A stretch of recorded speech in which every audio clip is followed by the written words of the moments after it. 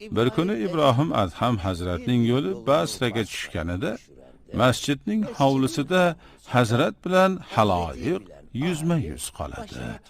Shunda haloyiq: "Ey hazrat, iltijo bilan duo qilishimizga qaramay, duolarimiz qabul bo'lmaydigan bo'ldi. Lutf qilib bizga ayting. Buning sababi nima?" deb so'rashdi. Ibrohim Adham hazrat bittadan jami 10 ta sabablar silsilasini keltiradi va duolari qabul bo'lmayotgan basraliklarga bildiradilar.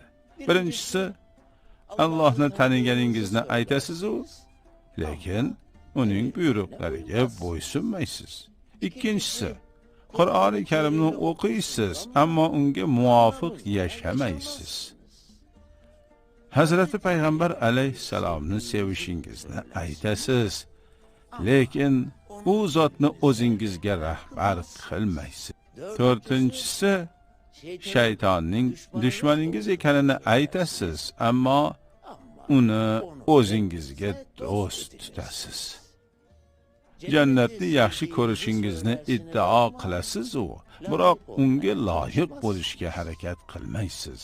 Do'zaxdan qo'rqishingizni aytasiz-da, lekin unga kirish uchun qattiq g'ayrat qilasiz.